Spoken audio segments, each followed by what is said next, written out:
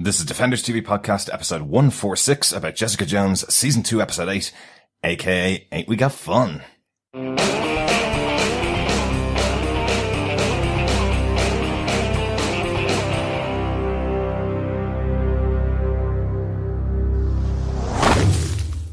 Welcome back, fellow Defenders. This is Derek on Defenders TV Podcast, episode 146, talking about Jessica Jones, season 2, episode 8, aka Ain't We Got Fun? Yes, welcome back, fellow Defenders. Yes, Chris has left the cell and has fled with our money to our safe place. Well, I hope he goes there, otherwise we're down a few quid. Yeah, and we'll never know where to find him. Exactly. So Chris, wherever you are, keep in touch. I'm sure, and I know, in fact, that you will be with us once again for our next podcast. But yes, I am one of your other hosts, John. Welcome to AKA Ain't We Got Fun? So hopefully it's a fun podcast. Let's hope so. Yay! It should be, because Janet McTeer was absolutely hilarious in this, in a really good way. There's some great moments in here for definitely. As usual, if you want to get access to everything we cover on our podcast, all of the stuff from Doctor Strange Damnation all the way back through all the Defenders shows, just pop on over to our website at defenderstvpodcast.com. All the links are over there to subscribe to the podcast on any of your sober or drunken podcast catchers. But I think we should get into our feedback on some of the previous episodes of Jessica Jones. John, what do you think? Yes, our first bit of feedback comes in for episode 6, and it is from Tina Brown by way of our Facebook group. Yes, it's facebook.com/groups/Defenders TV Podcast. Tina says, great reveal. Absolutely did not see that coming, but I think this season is still suffering from pacing problems. And the following are my opinions, but I honestly think that the season is not strong as it could be because of message overload. I felt like the interlude with the gentleman at his golf course was more to check certain boxes rather than to advance the plot. Once again, an all-male establishment, women not allowed. Do you get it? There really is no need to hit the audience over the head this hard. Trish is a junkie who wants to help people, but is sadly more famous because of her celebrity. This has been covered in almost every episode, sometimes twice. Jessica is lost, pushes people away, but beneath her crusty exterior has a transcendently beautiful soul. If you don't see it, let's literally paint a picture for you. And while I don't think this happened in this episode per se, I'm kind of pissed that rando characters feel free to offer these opinions of her because I feel like they haven't earned the right to have those observations.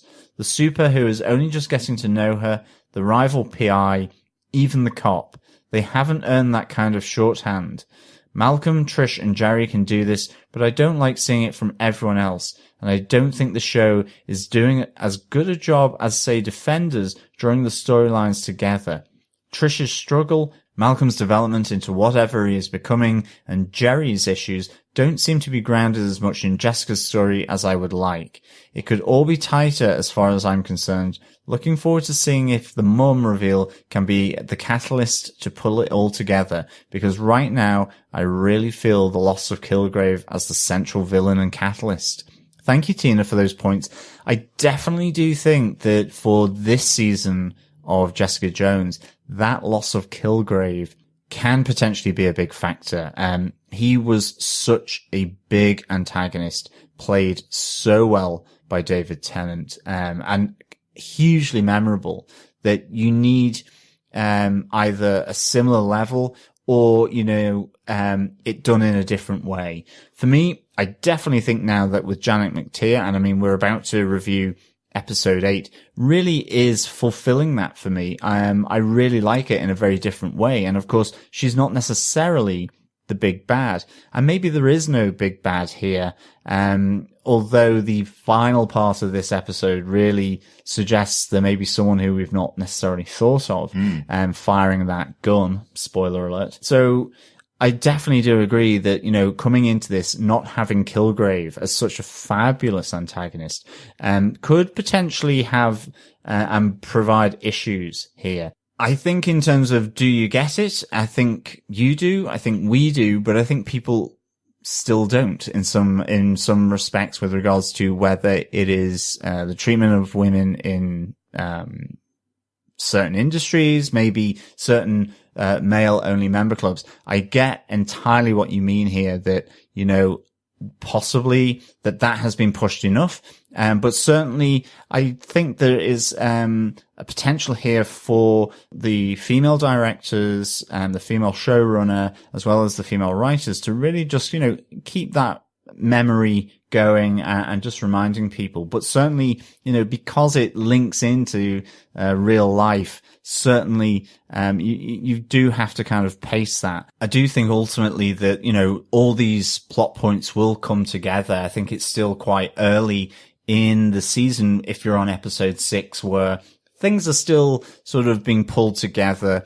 There's still a reminder of what was going on in season 1, but I hope they do anyway, because I do see what you mean with just repeatedly saying that Malcolm used to be an addict, Trish used to be an addict and also struggled with fame, and that actually Jessica is really, really good. And I certainly loved your little critique there about, you know, if you don't see that Jessica has got a beautiful soul, we will literally paint a picture for you. But I think fair observations, absolutely, and thank you so much for your feedback, Tina. It does feel very different this season without a main villain, because remember, in season 1, we had Kilgrave present from the beginning of the show. From episode 1, we had Jessica waking up to these thoughts of the Purple Man, whereas this season it does feel much more like an antagonist, and we're starting to see these moments, as we'll talk about later on this episode, where that antagonist seems to be the villain for the series. Episode 8 is upon us now. We've only got 5 episodes left to the end of the season, so the chances of them bringing in a huge supervillain now towards the end of the show seem unlikely at the moment. Let's go on to some more feedback. Thanks so much for that one, Tina. So episode 7 feedback. Jamie Young says, loved this episode. I loved seeing the origins of the leather jacket, and it was great seeing a young, happy Jessica, even though we knew it would be short-lived. Also short-lived, Trish's pop career, thank God. Absolutely.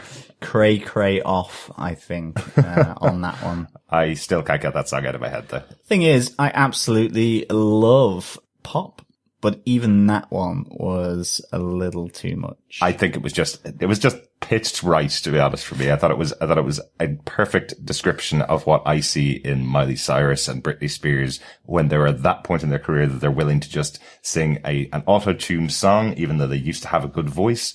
They're willing to sing an auto-tuned song just to get in the charts and keep their career going. As Chris was saying, it's quite interesting to see this character who didn't have a voice. She was a child star, didn't have a voice, being given 5 lines to sing over and over again and make a raunchy video just to keep her career going. I liked that kind of idea for Trish. Yeah, and some more episode 7 feedback as well. Tina again here. As interesting as I found this episode, and it is one I have gone back to watch again several times, when the pacing is kind of slow, it's difficult to have a complete flashback episode and not have it feel like padding, which is sadly how I thought this felt the first time. We have had so much character development over plot that I'm getting antsy. This is still a Marvel show rather than a straight-up drama. I'd love to feel more like a hybrid, the way Season 1 and Daredevil do so well. It's really interesting, actually, Tina. I do know what you mean with this episode. When I was watching it, felt like it was completely drawn out. And actually, it was only until we sat down and myself, Derek and Chris discussed it that I actually changed my opinion of it, but I do know exactly what you mean. And I kind of looked at it more as seeing, you know, so many different routes to where Jessica has come from. And that was what made me really appreciate that episode. But I do remember the first time I watched it, I was like thinking that just really didn't work for me. Not to say that I would not have defended it, but when we actually started discussing it, I was changing my out of 5 because it just improved in my mind as I talked it through. But I definitely know what you mean, for sure. Flashback episodes are such difficult things to do. I know we had one in Luke Cage, which I thought was fun. This one particularly, I really enjoyed because I think they were slightly taking a bit of the piss about some of the flashback stuff. You don't really need to know where Jessica gets her leather jacket from, for example, but I thought it was fun to find out.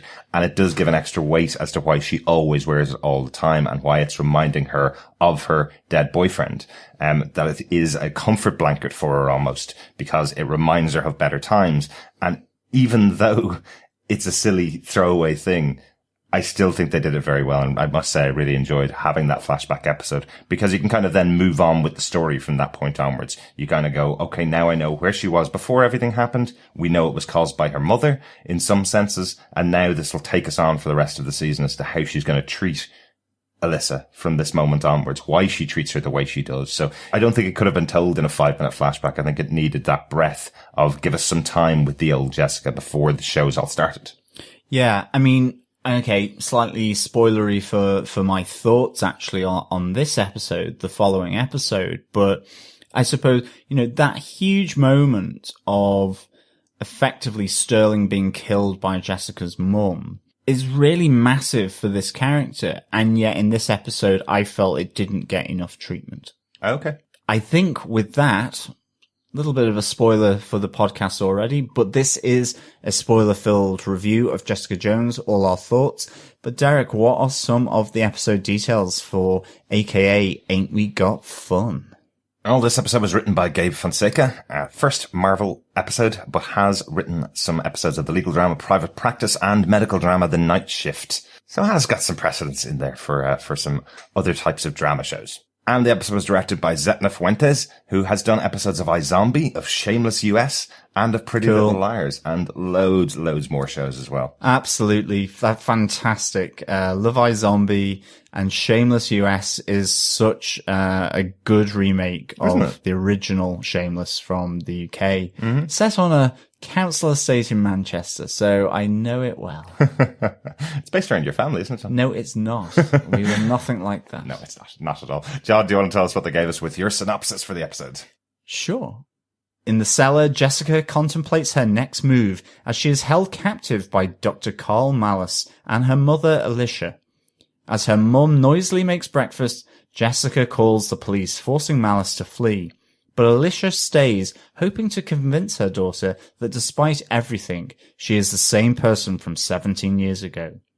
Elsewhere, at breakfast, and the morning after the night before, Malcolm notices Trish behaving erratically, and he confronts her about the I.G.H inhaler she took from Simpson. As tempers flare, Malcolm leaves to pursue the investigation into Hogarth's partners. As his PI skills hit their stride, he discovers both another side of Benowitz and a familiar side of his own that he has trouble controlling. In Jeri's apartment, after new information from Inez about the patients at I.G.H, she visits a man called Shane Ryback in prison. Jeri takes on his case pro bono, as her new client can heal people with his hands. Back at Jessica's apartment, the door opens as in walks Jessica and Alicia. A change of heart by Jessica led them to flee Malus's house before the police arrived. However, despite the strain between them, back at the apartment, the tension in the air is cut through by a few whiskies and a gunshot. I've never felt like going on to the next episode more than I did in this one. Definitely. And really interesting. Obviously, we were wrong. We knew it wouldn't be Danny Rand with the healing hands. But confirmed in this episode, not Danny Rand, not Iron Fist coming to give his healing hands to Jeri Hogarth. Someone brand new. Yeah, Shane Ryback. Mm-hmm. We did know, absolutely. But it was just nice to make that wild, footloose and fancy-free kind of postulation theory, if you will. Mm-hmm. See, I'm channeling Chris here. Trope, maybe, if it has actually come to pass. Maybe. And instead, we get Shane Ryback. But I think on with that to our first case note, and that's a messy breakfast. I loved this scene. I thought it was absolutely brilliantly played by Janet McTeer, where we have the noises going on upstairs while Jessica is being given information, I suppose, from the doctor, the good doctor that we now know. And all we hear is banging from upstairs, and then it cuts upstairs to what seems like a comedy movie or something out of Ash vs. Evil Dead almost, where Poor Alisa is unable to control her powers to the point where she's smashing eggs. And then when she tries to throw them out, she steps on the pedal bin, which breaks. And then you just keep hearing smashing going on over and over again. I really do like this. I love that they've taken this as a bit of a comedy moment. Oh, it's fantastic. I absolutely loved it. Just like the whole eggy smash. You really feel Alicia's pain here, that everyday activities become slightly more problematic when you're completely superpowered. Mm-hmm. She puts the eggs down and smashes them all. And the frustration builds. She goes to put them in the bin and she smashes the pedal bin, as you say. And then she just chucks the eggs against the fridge, kicks the bin, and then you're hearing even more crash bangs, as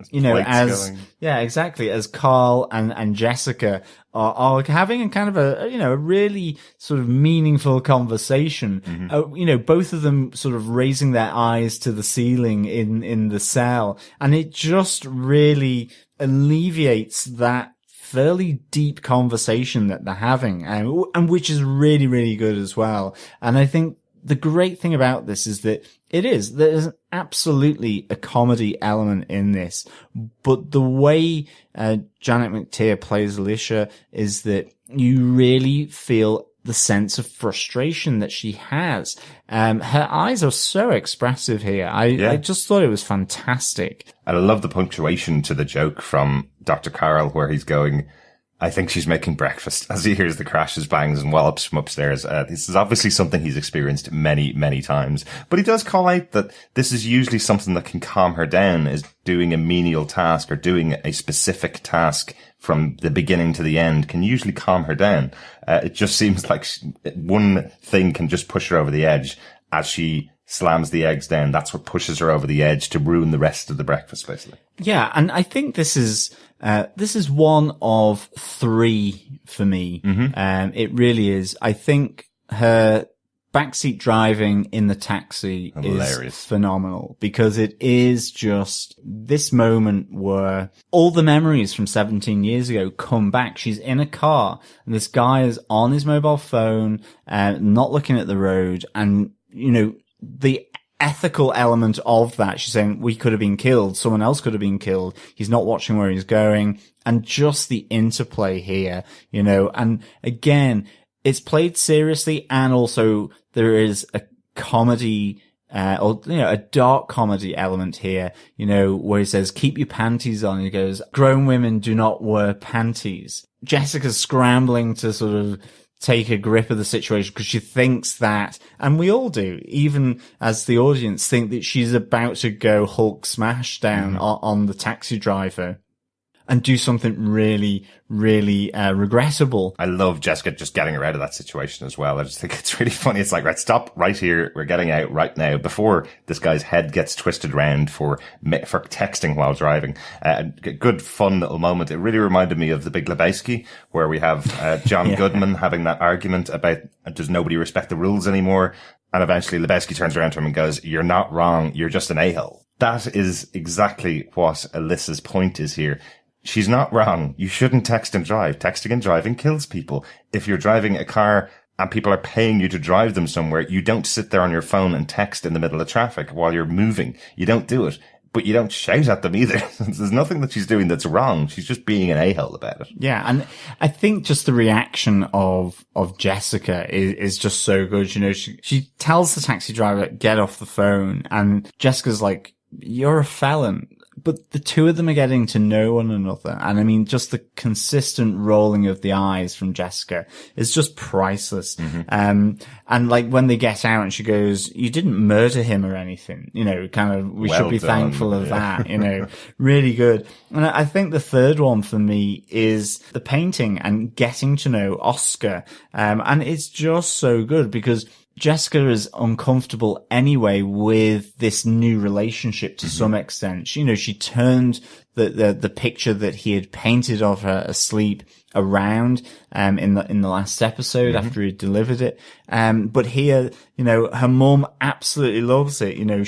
She's likening it to another artist in terms of the style, and she's using her knowledge of Spanish and speaking to Oscar, and it's just really nice because not only is Jessica just like uncomfortable with her mum doing that, she's also dealing with her own issues about, I suppose, ultimately getting closer to Oscar. Yeah. And I mean, all of these things ultimately are just topped off for me with the rage monster is giving me advice to calm down after Alicia tells her to calm down because she's just having a conversation with Oscar, because it's preceded by her jumping onto the roof because there were police at the door, and Oscar's helped her find her way back down to here, and that's how they've gotten to know one another. Yeah. And it's just like, nothing bad's happened, just calm down.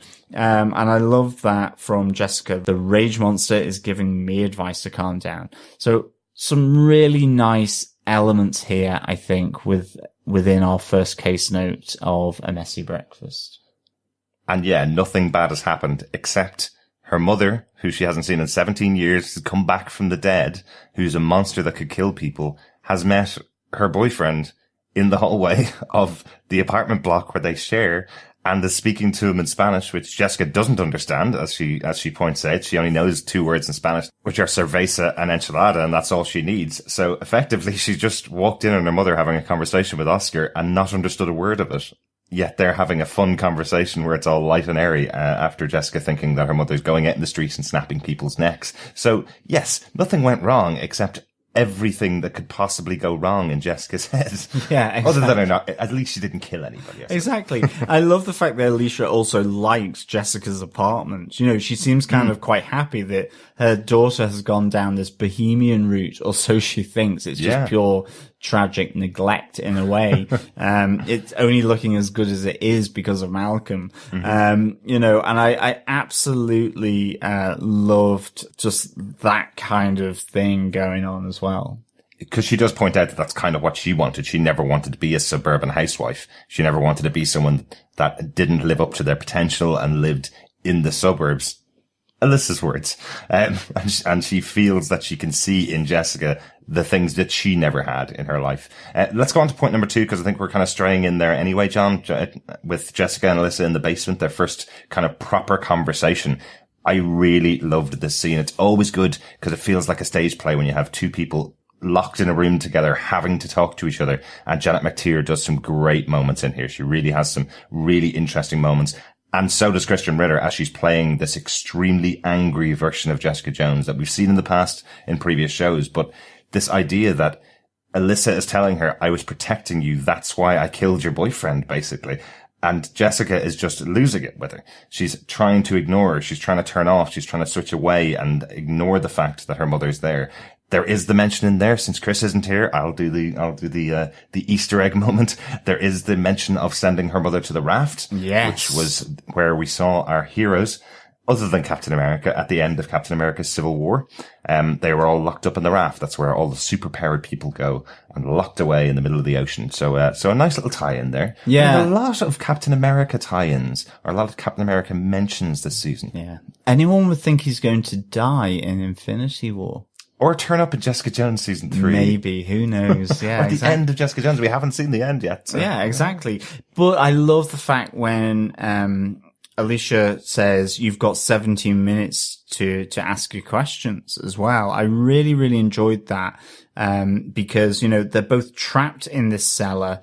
Karl Malus has effectively locked them in when he's been told to flee with the dosh by Alicia. And it's a really nice interplay here. I love this kind of forced interplay between them. Mm-hmm. It really just helps develop this relationship between these characters. I came out of that feeling, I can see why Jessica is conflicted as to whether to hand in her mum to the police. Mm-hmm. She's actually called them anyway, so that was her first thought. And then there's some dialogue and some conversation, and even just the fact that Alicia doesn't bow down to Jessica because they're made from the same cloth. So she's just the same. She is stubborn and she will push her point, to the point where she says, well, you've got 70 minutes because the police will come to the door. She challenges Jessica, and I think this is where you really see the two of them sort of being cut from the same cloth, really, when they're talking about Malus. And, Alisa is absolutely adamant. He saved us. Okay, it was gene sequencing. It was for a nefarious organization. But for Alisa, she spent 17 years with him, where he's been trying to help her manage her condition, and ultimately that she's still alive because of him. But for Jessica, again, she retorts back with, no, he destroyed us. And I think this is really good writing, really good dialogue, because yes, in the end, I believe that what Jessica did, in terms of leaving there and going to her apartment, made sense. She is conflicted, and she talks to her mum about that, saying, I don't know whether to hand you into the police or protect you, but she's still figuring it out. And she says every fibre of her being is telling her to hand her mother into the police. It is quite interesting looking at this particular episode. We've got some kind of big revelations about Alisa and about Jessica's past in here.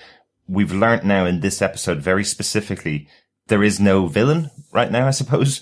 Jessica finds out that Alisa acted alone. She went out to protect herself and protect Dr. Karl and protect Jessica by killing the people that were learning too much about I.G.H. That's quite an interesting revelation. So as we said earlier on, we're 8 episodes into the show and we're finding out that the villain isn't really a villain. They're not trying to cover up I.G.H. because they're doing future experiments. They're trying to cover up their past so they're not found out. Which does raise the question, since Dr. Karl is taking responsibility for the creation of Alisa, is he the villain of the show? Since by his creation of Alisa and the aggression that came with, and the aggression that Jessica's come with, that's where all the murders have stemmed from. That's where all the killings that we've seen since the beginning of this show have come from. So does that mean that Karl Malus is the villain of this piece, but a very different villain than we've seen in any show or movie coming from Marvel? It's funny. Maybe, ultimately... Especially because he takes responsibility. Yeah, but that's what I mean. I think, ultimately, and maybe, there is no kind of villain. The villain are the relationships that people have. Okay, this is in a heightened sense, absolutely. Because, you kind of, looking at Cheng at the start, the PI trying to take over Jessica's alias investigations, you kind of think, okay, well, what's that about? And then you've kind of got Kozlov, he's dead.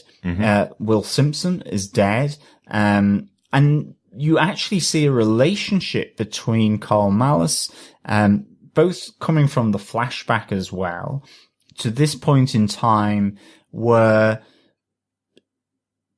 it's actually, in its own way, a really caring and a really loving relationship. I mean, I really enjoyed when Karl, in speaking to Jessica when she was tied to the bed, and the breakfast was being smashed up on the floor above, where he goes, I love her, but she scares the piss out of me. And that in itself is a nutshell. You see that relationship develop at the I.G.H. facility in that flashback. And now all of a sudden you realize that this guy, no longer employed by I.G.H. from what I can see. Maybe that's not entirely true, but who knows? He probably makes loads of money out of selling that weed that he's growing in his basement. Yeah, exactly. Is caring for her to manage her rage issues, and actually is trying to keep other people safe. Okay, he ultimately confesses that he knew about it, but just decided he couldn't sort of bring it up in a way. He wanted to just kind of bury it. Yeah. But that is, and in Jessica finding that escape route to leave before the police arrive, is that's Alisa doing things off her own back. Yeah, but as you say, Cheng's associate, Kozlov, Simpson, were all murdered by Alisa, and Karl is taking responsibility for creating her, for her creation. So that makes him the villain of the show. I can't think of anybody else that it could be other than him right now. We're 8 episodes into the show. I guess maybe the person who's shooting at them at the end of the episode could be somebody brand new being introduced. That's what Luke Cage did. Back in season 1 of Luke Cage, they decided to bring in the main villain for the show, or another main villain for the show, towards the end of that show. But it would seem odd that there'll be another person coming in here. It seems like this is just taking a completely different detour here around it and giving us these different versions of villains, people that do accept what they've done and don't intend on harm, but create harm anyway. But we do learn some other very important information that we didn't know in the past about Jessica's parents. We hear from Alisa that the parents are going to get a divorce because they were on completely different paths. She wanted to have a different career, and her father wouldn't let her. That's quite interesting because back in season 1, we hear her neighbor talking about the fights that she overheard the parents having all the time. And then when confronted about it by Kilgrave, she says, "No, I just wanted to hurt Jessica." But now we find out there were fights in the house. Yeah, and Philip had kind of come in on one of these, so Philip knew, and Alicia is saying that's when he started to act out. And again, it is that, time brings maybe rosy memories that maybe were not as rosy as you thought. And of course, why wouldn't they when Jessica feels that her life is sort of going down the toilet anyway? That's what she clings to. That's what she holds dear. Of course. That pre-accident, family structure. And then here we have this idea of resentment from the fact that Alicia thought she could be lecturing rather than teaching dropouts, resentment from her husband because she was too overbearing, wanted to do more than he was willing to do. Mm-hmm. And then the fact that, they were trying to keep this secret from their kids, but one of them finds out, and some really interesting dynamics within that family. But Jessica is clinging to a more perfect version of that than actually existed. Yeah. And again, just so well played by both of these characters.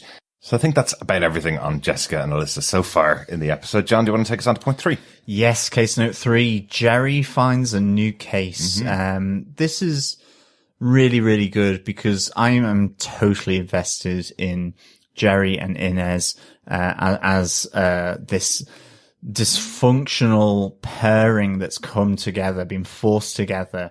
But ultimately, Inez and her information has helped Jeri go to really seek out then this man, Ryback. I just thought it was fantastic seeing Jeri in the prison with Shane Ryback and really, the confidence that she has in her professional ability, coupled to the fact that she knows she has this degenerative terminal illness with ALS.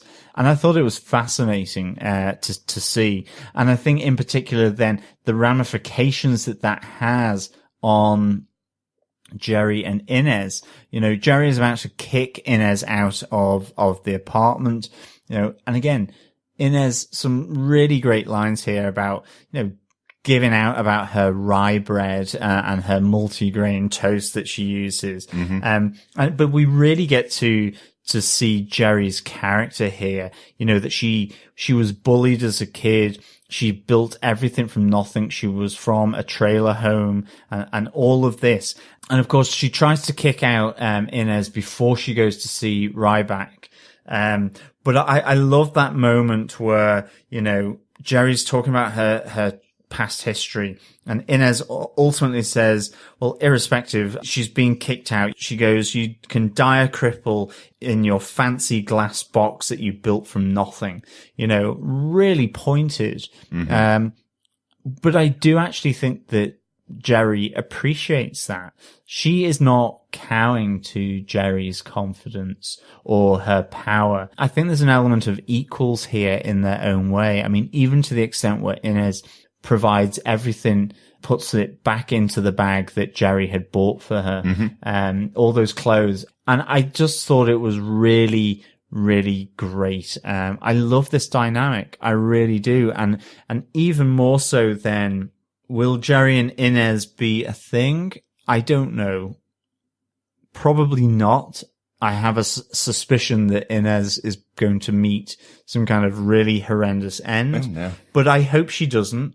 And I really hope that they kind of do connect, actually. I love that moment on the couch. Jeri's come back from seeing Shane Ryback.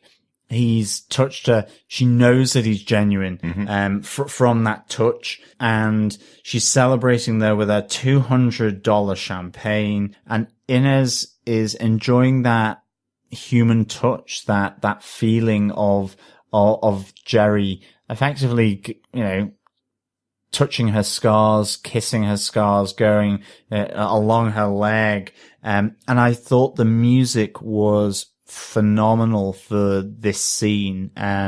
Just the way it really worked with that scene. It was kind of almost disconcerting, and it almost was foreboding. It wasn't any kind of happy-go-lucky or joyful music. There was an edge to it, and I think that these two have an edge, and I'm really, really enjoying it. Yeah, I must say, really, really enjoyed these scenes. I'm going to say something that you're not going to like, though, John. Oh, no.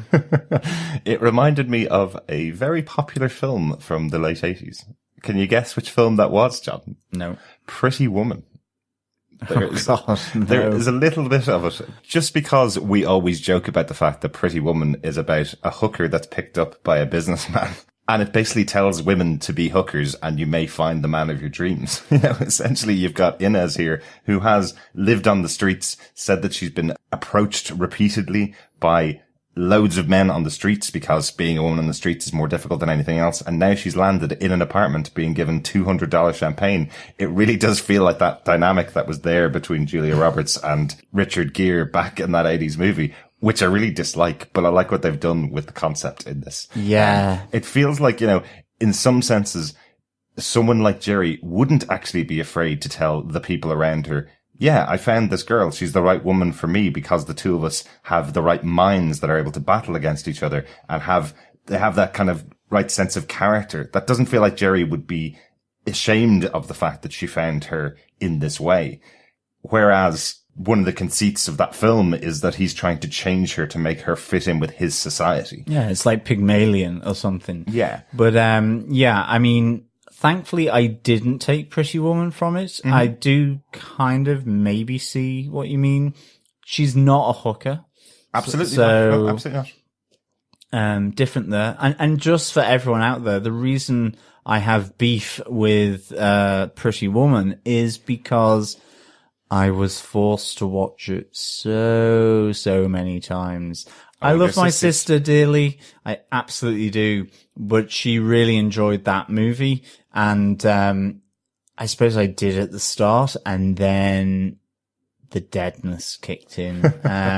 It really did. So I would think less Pretty Woman, probably more Lady and the Tramp to some extent. I think the reason why I really like this is because actually from season 1, you could argue that Jeri's partner previously was also an equal in terms of at least on a professional footing. Certainly her first wife was. Yeah. And obviously that ended badly in 1,000 Cuts. Mm-hmm. Here, I think it's the surprise Jeri has that this person who she initially would never even consider being her equal is not taking any of her bullshit, mm-hmm. is actually really focusing in on who Jeri is, doesn't actually want to pander to her advances in the sense that, she put all the clothes back in the bags that Jeri had bought and said, here you go. And, Jeri's kind of like goes flippantly, well, you're not walking out of the apartment like that, because she's just dressed in a t-shirt and the underwear that she's not going to return. And she says, it's almost like, don't be stupid. I've washed and my clothes that I came in are in the dryer. Like, she's kind of going, do you think I'm that stupid? Yeah. And I think it's possibly that is the difference here, is that Jeri's treating her actually slightly disrespectfully. Absolutely. Here, but Inez just won't take that crap from her, really. And I think that's why I find it so fascinating, this. Jeri goes to see Shane Ryback on the basis of Inez, initially being a little cagey about what she divulged, and then opened up more as she found out that she had ALS. And then, there's still that kind of, you need to get out. And then Jeri sort of relishing in the fact that she knows he can heal her, is offering this $200 champagne for her. And yeah, who knows where this is going to go, but I am definitely team Inez. I think she's fantastic. She is absolutely great, but totally understandable why Jeri wouldn't believe that this woman that she's brought into her home would have the exact right healer for her. I'm really interested in Shane Ryback as well. Really, I'm trying to work out what this would do to him. We've heard in the past that by curing Inez, he was in serious pain, but she only had a broken back. Only, I say, not ever having a broken back myself, but that's all that he was curing her from. We've got Jeri who's got a terminal illness here. So what would that do to him if he's curing someone that has a terminal illness that can't be cured by conventional medicine?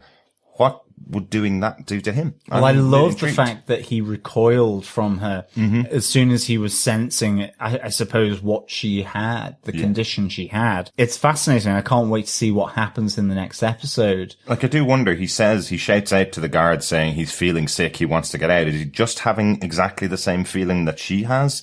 We heard earlier on, back in the episode where she was in the prison with Jessica, we heard her say she's holding back sick all the time. She's holding back puking all the time. Is that what he's experiencing, where he's suddenly feeling really, really like he wants to throw up? Or is it something more than that? Is he feeling a much worse version of that pain? I'm intrigued to find out how that goes. Definitely. I'm really looking forward to that in the coming episodes to really see how that plays out. Yeah, on to case note number 4. Malcolm investigates. Yes. Malcolm's getting a bit of a groove on with regards to all this really supportive teaching that Jessica is providing. Yeah. Jessica's cancelled this I.G.H investigation now, of which, like, Trish has really taken kind of exception to this. Yeah. But, Malcolm starts to kind of go and moves into Jeri's case in terms of digging out the dirt on Benowitz and Chow. I enjoyed a lot of elements of this for absolute sure. Firstly, Malcolm's abs, they're in there. What's not to like? Although, Derek, you did think he was chubby, which is really weird to think. Not this episode. He's been working out. What, since episode 3? Yeah. Yeah, okay. Go Malcolm. I love his interaction with Trish here, just because at the start, he's really asking her, what are you doing? You wouldn't hide this I.G.H inhaler. You're behaving erratically. You would be honest and just say it if it wasn't an addiction. What are you trying to hide? Trish retorts with, I wouldn't inform Jessica if I'd had 4 espressos, but just how that lends itself to what happens after Malcolm has been investigating Benowitz, I think is really, really good. Like, it's really important here, and I know they've pointed out a number of times during the show that he has the past, he has his history with drugs in the past, but it's really important here. If you have a character like Trish sleeping with Malcolm, and she's going down this path of taking the inhaler, you have to have that moment where he calls her out on it and goes, I can see the difference in you. I've been down this path before. Nobody takes drugs because they're going to get addicted and become a heroin addict or an addict of anything. People take drugs because of the feeling that it gives them. And this is exactly what Malcolm must have been experiencing while he was going through his drug haze. I just think it's interesting to have the two of them butt heads about it. And as you say, John, when Malcolm gets attacked outside of the gay bar later on and Trish arrives and beats up the attackers and then gives Malcolm the inhaler and talks him into taking it, it was so easy for her to get him to take the inhaler. And that's really important. Malcolm has always said he's an addict all the way throughout the show. Of course, he's going to take this opportunity if he's being told that, don't worry about it. It's just like, it'll just enhance your abilities a bit. And the moment Malcolm realizes what the inhaler has done to him is fantastic. Yeah, absolutely. This is probably the best filmed scene in the show so far for me. I think it's absolutely brilliant as he turns to her, tells her to get away from him, and then runs away across a road as the camera is just focused on his face, crossing a road in New York. I think it's fantastically filmed. I completely agree. I think the camera work around this scene it is so good. It's jerky. It's trying to focus on him, but he's moving into the edges of the shot. It comes back, and it's kind of fairly jerky. And then, he's screaming before it moves to the next scene. Yeah. That what he's done, he is disappointed with himself and it's taking effect as well, this whole thing.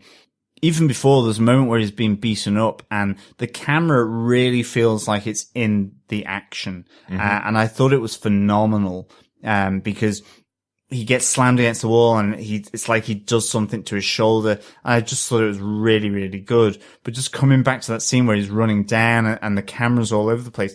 The thing that reminded me of, and in my view, this is high praise indeed, in terms of that quality of the footage of how the scene is set, how it's captured, is that it reminded me of The Dark Knight, where the Joker has his head out of the window of the police car after he's just escaped the police precinct, and it's all whooshing around and with the sound. And here, that camera movement of how it captures him running down the alleyway, it is different. It's not exactly the same, but I just thought that in itself embodies what he's going through. Is that it's jarring. It's slightly out of shot. Right. And that is what he is experiencing. I thought it was really phenomenal. Interesting. To be honest. And that's one of the things I felt with that scene from The Dark Knight,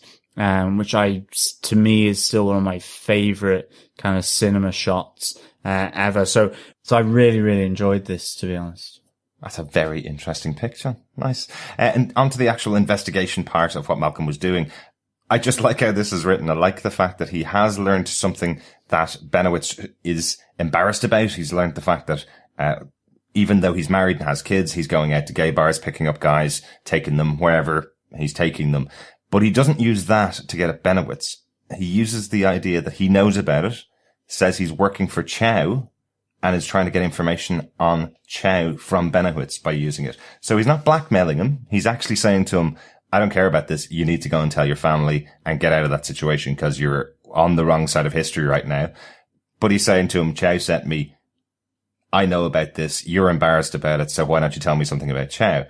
I really liked that. I thought that was a nice turn, a nice twist on it. It's such a good treatment of what he's doing and then how he moves it forward. He's not going to do the bribery thing. He actually uses it to get information on Chow that he would use, because he's kind of looking at it going, this is too personal. Yes. I love the fact that the receipt item chocolate bar is in fact a gay club.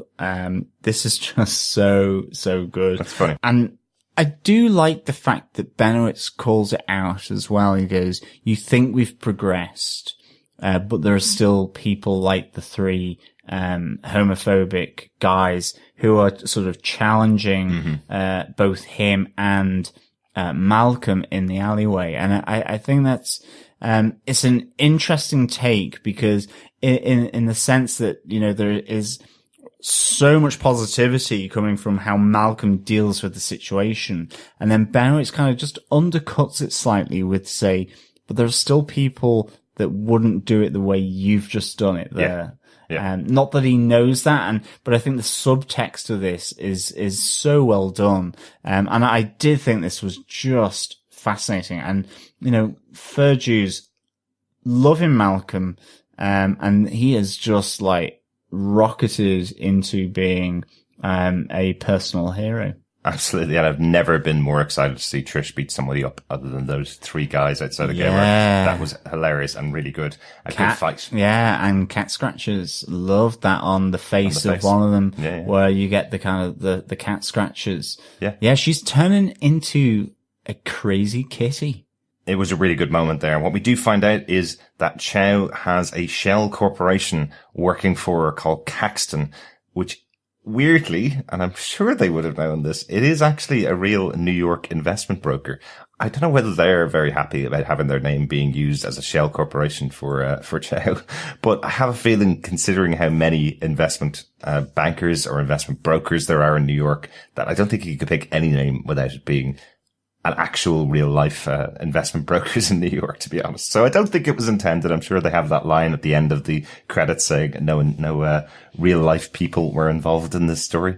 But poor Caxton. But we'll probably find out more about those as Malcolm investigates them in future. Let's go on to our final kind of minor point, because it is the big cliffhanger moment. So there's not a huge amount to talk about on it, but our final case note is shots ringing out. The best cliffhanger in this season so far, I think. We did have the reveal of I'm your mother to Jessica back in episode 7, but the shots ringing out into Jessica's alias investigations, where both Alisa and Jessica are having a almost tender moment. Almost. Because Jessica still criticizes her mom for wasting good whiskey in some coffee. Yeah, I mean, I love the fact that until the gunshot sounded out and cut through the sort of semi-tension that was going on between these two, which really made me want to sort of move immediately to the next episode. The tension was being cut with whiskey, and its use. It was just so good. You know, we find out here you need 3 times the amount of booze to take the edge off, you know? There's a move from high-end whiskey. I suppose this is the Whiskey Watch, actually. Yeah. Earlier in the episode, where I think Jessica is polishing off a bottle of the Tin Cup, and then we're moving on to the old Knob Creek that she has on her shelf as well. But that is kind of relaxing the tension between the two. And you're kind of just breathing out. You know, it seems like, yes, there's a lot to work out here, but the two of them are having a really nice bit of dialogue. And then the bullet comes through the window, grazes Jessica as she tries to save her mum. It's obviously targeted at her mum. Before that, it's cut through her cup. But you see the rage then that comes in Alicia's eyes, after that. And you're just thinking, who is the person behind the trigger here? Because I have no idea, quite frankly. It's interesting you say it was targeted at Alisa. I didn't take that at all. I just thought that Jessica had made some more enemies. She tends to have a lot of enemies in the city. Interesting. I just thought either it was at both of them or at Jessica, to be honest, because who knows Alisa in this city? I'm really intrigued to find out who this was. There is some other just interesting moments there between the two of them. I like earlier on in the episode where Jessica says to Alisa, your face is not my mom's face, but when I close my eyes and hear your voice, I'm taken back to a time that we were together. We hear in this moment her mother humming in the kitchen. She's humming Hey, Ain't We Got Fun, obviously the name of the episode, and the tune that her mother keeps playing on the piano before she smashed that up, back in episode 6. It's a lovely little moment as Jessica is sitting there listening to her mother hum in the kitchen where she can't see her face and realizing this is definitely her mother. This is the woman that brought her up and she loved and had all those warm feelings for 17 years until she came back with the revelation that it was her that ruined Jessica's life. And that she's superpowered and that she has an aggression she can't control, and that she keeps murdering people. You know, yeah. Quite a lot of revelations to deal with, and I kind of understand Jessica's position, obviously, but I do like those kind of warm moments for Jessica where she's able to understand who her mother is and bask in a little bit of that comfort that comes from a mother. Definitely. I really enjoy the connection that these two make, however kind of screwed up it may be, because you know, her mum has murdered people. Jessica is kind of really struggling with what to do. You know, she's fighting her instinct, but it is that moment, as you say, where it's like, I don't recognize you. That she says it in the cellar of the house, but I recognize the voice. Yeah. And you see in that moment where she's humming Ain't We Got Fun, she recognizes the memory. And it brings her to that special time. So this is a really interesting moment because in a sense, connections have been made between these two. And here then it's under threat by this shot ringing out. And it's like, as far as I'm concerned, like, who the hell is it? I know. So I'm really interested to see the next episode where hopefully we will find more. As you say, one of those moments where it was like, I really want to watch episode 9. But yeah, in the spirit of Defenders TV podcast, I pushed my urge down and hit the bottle of Knob Creek instead. Good stuff. Right. That's the end of our case notes. That means we almost get to go off and watch episode 9. Just one quick note about the episode. I thought it was quite interesting. You kind of mentioned it there, but Alisa saying to Jessica as she pours out another glass of whiskey, saying to her, it takes 3 times the amount of booze to take the edge off, doesn't it? I was getting a bit of another reference to Captain America where he's lost the friends that he's made just before he becomes Captain America and then tries to get himself drunk to forget what's going on or to console himself and then realizes that he can't imbibe alcohol the way he used to. He can never get drunk again, effectively. I don't know why. It just feels like a Captain America moment here where you're realizing actually Jessica does drink a lot of booze, but potentially what's happened to her means that it doesn't affect her as much as it would affect, well, basically all the rest of us. You see Jessica going out in the past till 5, 6 a.m., not realizing a new day has begun. But maybe that is because it doesn't affect her as much as it would affect me, I suppose. Well, I'm still getting over the fact that you used imbibe. I thought we were heading into Gone with the Wind territory here. I have to admit, it's not Gone with the Wind. It's placebo that gave me the word imbibe. Okay. So. Excellent. Yeah. But keeping it on the whiskey theme notes, I really loved that moment where Jessica says gene editing didn't improve your taste in booze as they share a bottle of the cheap kind of sangria in the basement. Mm-hmm. And of course, we find out that Jessica Jones loved Nirvana as well in her youth. So, yes, I loved that moment when her mom says to her, you used to listen to those depressing rock bands, and Jessica goes, Nirvana wasn't depressing, and her mom responds with, didn't the lead singer kill himself? Which is totally true, obviously. That's it for all of our case notes and our final notes. John, do you defend Jessica Jones, season 2, episode 8, aka Ain't We Got Fun? I really, really do. I really like this episode. I'd give it 4.5 rage monsters out of 5. Rah. Yes. For me, it's just the relationships here. Mm-hmm. I think all of them just sort of done so well. Loads of interesting points, from Jeri and Inez that, I mean, I really hope they get together. I really hope Inez doesn't, get killed. You know, I've kind of got a protective little thing for Inez because I'm really enjoying this character and I love her even more by the fact that, I think that relationship with Jeri is so interesting. That was just fantastic. Seeing Jeri as well head to find Shane Ryback as well. Malcolm and Trisha at this moment, you know, from one night stand, probably not what Malcolm wanted, to, you know, a complete freak out by Malcolm, where he's been given this, I.G.H inhaler by Trish.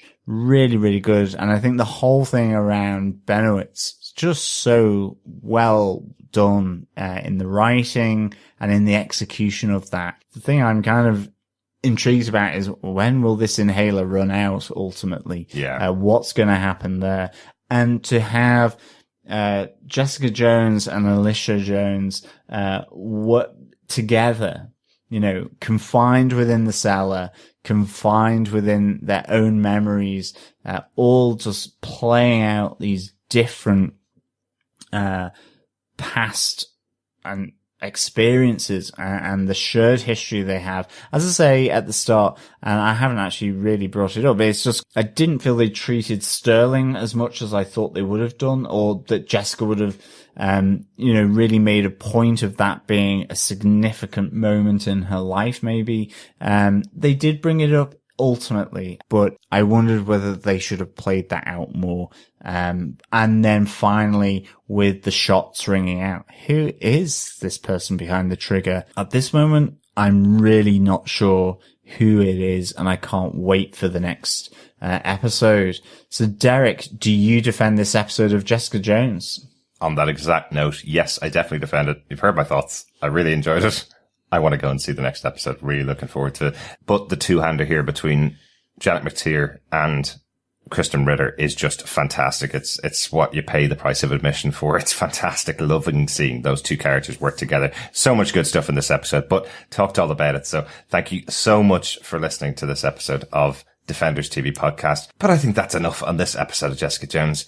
Thank you so much for joining us. Make sure that you go over to our website at defenderstvpodcast.com and subscribe to the podcast on any sober or drunken podcast catcher. Loads available over there. If you haven't taken your opportunity to get a code for Stitcher Premium, go to stitcher.com/premium, enter our code Defenders. It will help to support the podcast, and you'll be able to listen to the 10 episode Wolverine, The Long Night podcast as part of that deal. Thank you so much for joining us. Yes, absolutely. We will be back with our review of Jessica Jones, Season 2, Episode 9, aka Shark in the Bathtub, Monster in the Bed. I know, I like that title. Next week for our Jessica Jones coverage. Thanks so much for joining us. Yes, thank you so much for listening. As always, it's been a pleasure speaking with you. I'm off to make breakfast, eggy smash. But we will speak with you again soon next time. Bye.